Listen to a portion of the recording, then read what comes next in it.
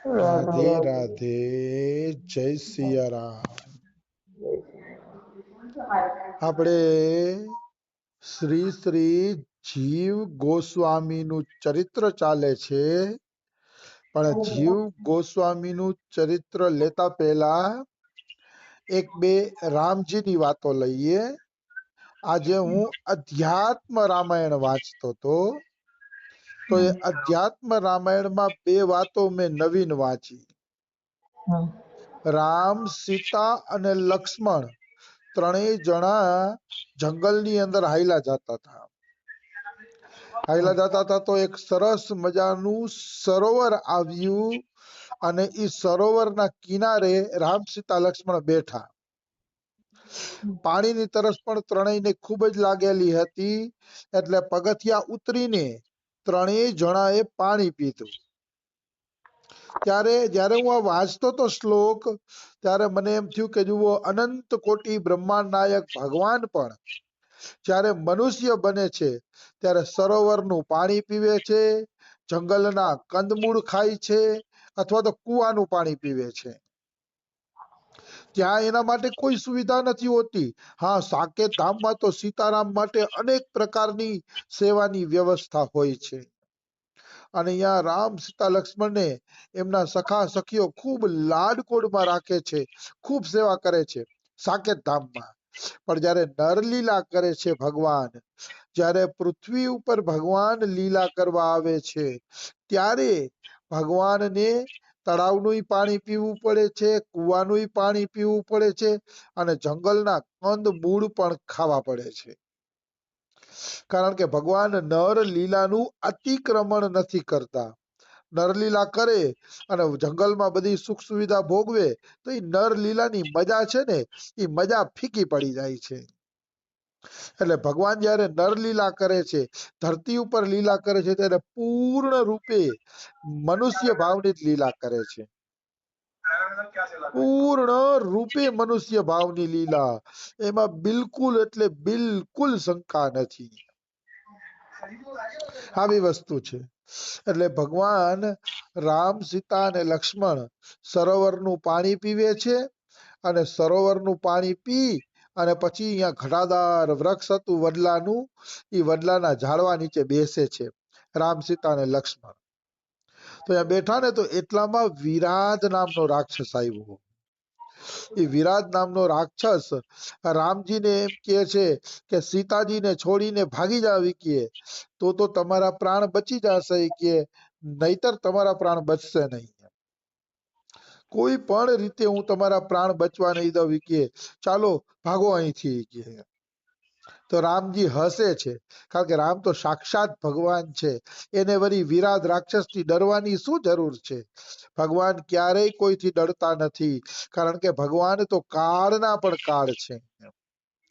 કાળ પણ જેનાથી ડરે છે, એ ભગવાન થોડા કોઈનાથી ડરવાના છે? એ કદાપી સંભવ નથી. એટલે ભગવાન શ્રી રામ હસ્યા, પેલા તો વિરાટ ઉપર હસ્યા. વિરાટ પોતાની રીતે મન પડે એમ બોલતો હતો, ભાગી જાવ ને હું તમને હમણાં મારી નાખીશ ને, સીતાજીને છોડીને વયા જાવ ને, મન પડે એમ બોલતો હતો વિરાટ રાક્ષસ. એટલે રામ હૈસા, પેલા તો ખૂબ હસ્યા. હસી અને પછી તીર મારી અને વિરાટના બે હાથ કાપી નાખે છે. તો વિરાટ પગેથી મારવા ગયો તો રામ બે પગ કાપી નાખે છે. તો એ હરપની જેમ મોઢેથી રામને ખાવા ગયો તો રામે એનું મસ્તક જ ઉડાડી દીધું, મારી નાખ્યો વિરાટ રાક્ષસને. તો એ વિરાટ રાક્ષસની અંદરથી એક વિદ્યાધર નીકળે છે. જેમ ગંધર્વ લોક છે, સ્વર્ગ લોક છે, એમાં વિદ્યાધરનો પણ એક અલગ લોક છે.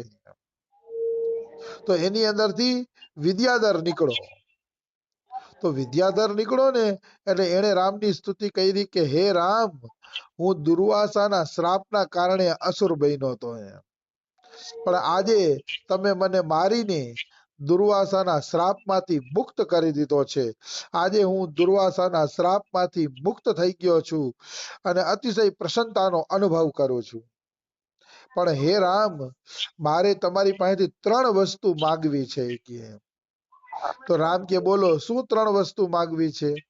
તો કે એક તો મને તમારા ચરણ કમલનું ચિંતન ક્યારેય ભૂલાય નહીં. એક તો મારે આ માગવું છે કે તમારા ચરણ કમલનું ચિંતન મારે ક્યારેય જીવનમાં ભૂલાય નહીં.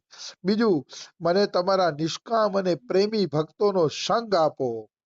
અને ત્રીજું કે ભગવાન તમારી માયા હવે મને કોઈ દી વ્યાપે નહીં, જેથી હું ઋષિઓનું અપમાન ન કરું અને મારે શ્રાપ ખાવાની વારી ન આવે. એટલે મને એવી સદબુદ્ધિ આપજો કે તમારી માયા મને ક્યારેય વ્યાપે નહીં. ત્રણ વસ્તુ માંગી. તો મેં આખા આ પ્રસંગને એટલે ઉપાડ્યો હતો કે હવે એક મજેદાર શ્લોક આવે છે. એ મજેદાર શ્લોક માટે જ મેં આવડા મોટા પ્રસંગને ઉપાડ્યો. રામ શું કહે છે વિદ્યાધરને? રામ વિદ્યાધરને એમ કહે છે કે વિદ્યાધર, એક વખત પણ મારી ભક્તિ કોઈના હૃદયમાં ઉત્પન્ન થઈ ગઈ તો એ અવશ્ય અવશ્ય જીવને એક દિવસ મોક્ષ જરૂર અપાવે છે. આ વાત મને બહુ ગમી ગઈ. અને આ વાત અતિ અગત્યની છે કે સત્સંગ દ્વારા, કીર્તન દ્વારા, કથા દ્વારા એક વખત પણ જીવમાં સાચી ભક્તિ ઉત્પન્ન થઈ ગઈ કે મારે પ્રભુની પ્રાપ્તિ કરી લેવી છે, મારે ભગવાનની પ્રાપ્તિ કરી લેવી છે, એવી એક વખત પણ સાચી જો લાલસા ઉત્પન્ન થઈ ગઈ તો એ જીવ અવશ્ય મુક્તિને પ્રાપ્ત કરે છે. અવશ્ય. ભગવાને ચોખ્ખું કીધું. કારણ કે એક વખત ભક્તિની લાલસા ઉત્પન્ન થઈ જાય એટલે તમારા હૃદયની અંદર ભક્તિનું બી વવાઈ ગયું એમ માનો. તમારા હૃદયની અંદર ભક્તિનું બી વવાય જ ગયું એમ તમે માનો. હા, પછી તમે ધીમી ગતિએ હાલો તો 2-3 જન્મ નીકળી જાય, 4-5 જન્મ નીકળી જાય, પણ એકવાર ભક્તિનું બી વવાઈ ગયું, એકવાર ભક્તિની લાલસા જાગી ગઈ કે ભક્તિ કરી લેવી છે તો એ મુક્તિ અપાય વેપાર કરે છે. એમાં બે મત નથી, કારણ કે એ અધ્યાત્મ રામાયણનું પ્રમાણ છે. મેં આજે જ અધ્યાત્મ રામાયણની અંદર આ પ્રસંગ વાંચ્યો. અને અધ્યાત્મ રામાયણ એ કોઈ સાધારણ નથી, શિવજી પાર્વતીને સંભળાવે છે. શિવજી. અને આ અધ્યાત્મ રામાયણ ઉપરથી જ તુલસીદાસજીએ શ્રી રામચરિત માનસ લખ્યું છે. એટલે અધ્યાત્મ રામાયણ જેવો તેવો ગ્રંથ નથી. અધ્યાત્મ રામાયણનો પૂરો આધાર લઈને શ્રી તુલસીદાસજીએ રામચરિત માનસ લખ્યું છે. મતલબ રામચરિત માનસમાં જે વાતો છે એ બધી વાતો તુલસીદાસે અધ્યાત્મ રામાયણ માંથી લીધી છે. લગભગ 90% વાતો એમને, મેં તો બે વાંચ્યા છે એટલે મને ખબર છે, 90% વાતો તુલસીદાસે અધ્યાત્મ રામાયણ માંથી જ પોતાની રામચરિત માનસમાં લીધેલી છે. આવી વસ્તુ છે. તો મારો કહેવાનો ભાવ શું છે? ભક્તિની શક્તિ એવી છે કે એ જીવને મુક્તિ જરૂર અપાવે છે. ભક્તિ એક વખત કોઈના હૃદયમાં પ્રગટ થઈ ગઈ તો એ જીવની દુર્ગતિ ક્યારેય થતી નથી. એની દુર્ગતિ થવું ક્યારેય સંભવ નથી, શક્ય નથી. આવી વસ્તુ છે. તો રામ એમ કહે છે, વિદ્યાધર, મારી ભક્તિ ઉત્પન્ન થાય તો મુક્તિ મળી જાય છે. તો તારા તો રોમે રોમમાં ભક્તિ ભરેલી છે. હાલ હું તને મારા સાકેત ધામમાં મોકલી દઉં છું. હવે તારે વિદ્યાધર લોકમાં જવાની જરૂર નથી, કારણ કે તારા તો રોમે રોમમાં ભક્તિ ભરેલી છે. અને એ વિદ્યાધર તરત જ સાકેત લોકમાં વયો ગયો. તો આ શ્લોકનો અર્થ મૂળ તો એવો થશે કે જો રોમે રોમમાં ભક્તિ ભરેલી હશે અને ભક્તિ સિવાય તમે બીજું કાંઈ નહીં કરતા હોય તો તમારો એક જ જન્મમાં ઉદ્ધાર થઈ જશે. એક જ જન્મમાં તમારો ઉદ્ધાર થઈ જશે. અને જો ભક્તિ ઉત્પન્ન થઈ ગઈ પણ પછી પણ તમે માયામાં ફસાયેલા રહ્યા તો 2-5 જન્મે તમારો ઉદ્ધાર થશે.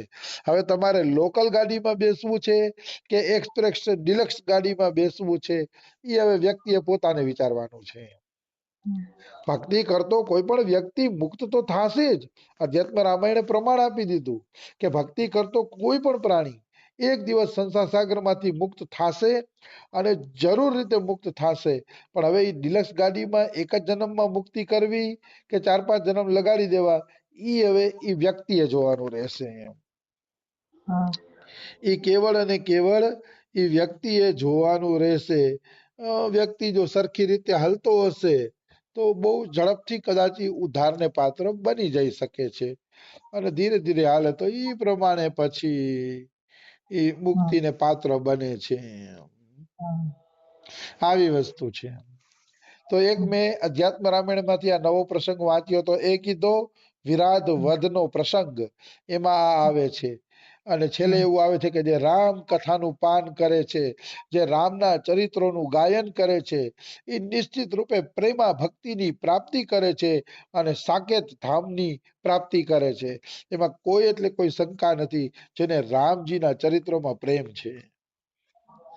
એ ચરિત્રો સાંભળવામાં, જાણવામાં, ગાવામાં જેને રસ છે એ વ્યક્તિ અવશ્ય ભગવાનના પ્રેમની પ્રાપ્તિ કરે છે. એમાં કોઈ શંકા નથી.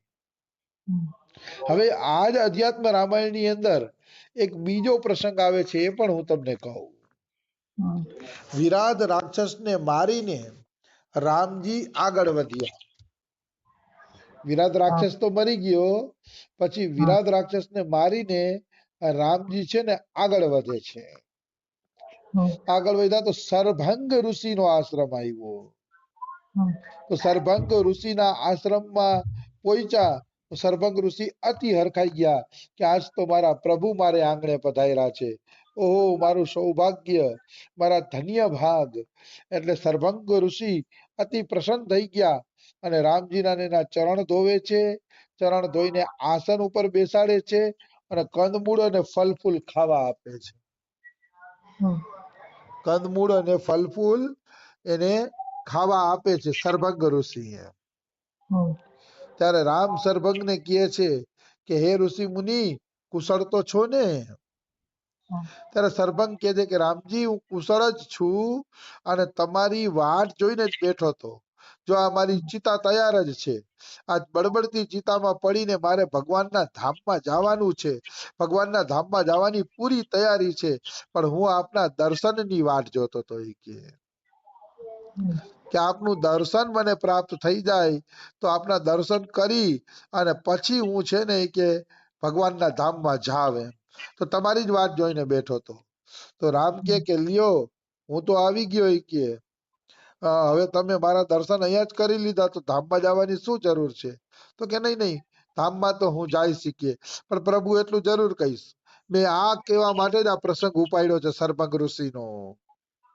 સરભંગ ઋષિ રામની સ્તુતિ કરતા કરતા બોલે છે કે હે પ્રભુ, હે દીનાનાથ, સંસારમાં સ્મરણ કરવા માત્રથી જ જે સમસ્ત કામના પૂર્તિ કરી દે એવા દયાળુ તો હે રામ કેવળ તમે જ છો. સંસારમાં બીજું કોઈ નથી. આ બહુ અગત્યની વાત છે. આ બહુ ધ્યાન દેવા જેવી વાત છે કે સંસારના માણસોનું તમે સ્મરણ કરશો તો સ્મરણ કરવાથી તમારા કામ નહીં કરે. કારણ કે એને તમે સ્મરણ કરો કે ન કરો એનાથી મતલબ નથી. સંસારના માણસોને તો તમે રાખશો ને તો જ તમારું રાખશે. તમે એને કામ આવશો ને તો જ ઈ તમને કામ આવશે, નહીતર કામ નહીં આવે. એવા સ્વાર્થી હોય છે સંસારના માણસો. કારણ કે ઈ તમે કામ આવો તો જ કામ કરશે. પણ ધન્ય છે સરભંગ ઋષિને, એને કેટલી સરસ વાત કરી કે ઈશ્વર જ એક એવો છે કે ખાલી સ્મરણ કરવા માત્રથી જ તમારા તમામ કામ કરી દે છે. ઈશ્વર ક્યારેય એમ નથી કેતો કે મને 56 ભોગ ધરો. ઈશ્વર ક્યારેય એમ નથી કેતો કે મારી પાછળ 3-4 લાખની કથા બેસાડો. ઈશ્વર ક્યારેય એમ નથી કેતો કે મારા માટે 4-5 લાખના ફૂલ બંગલા કરો. ઈશ્વર કાંઈ માંગતો નથી. ઈશ્વર માંગે છે કે તમે મારું સ્મરણ કરો. મારું સ્મરણ કરશો તો સ્મરણ માત્રથી હું તમારો ઉદ્ધાર કરી દઈશ. તો આ સંસારમાં ભગવાન જ એક એવા છે કે જે સ્મરણ કરવા માત્રથી પ્રસન્ન થાય છે અને સ્મરણ કરવા માત્રથી જ જીવનો ઉદ્ધાર કરી દે છે અને જીવના બધાય કામ કરી દે છે. કેવળ અને કેવળ સ્મરણ કરવા માત્રથી. આવી વસ્તુ છે. એટલે આવા ઈશ્વરનું ભજન છોડીને મનુષ્યએ બીજા કોઈનું ભજન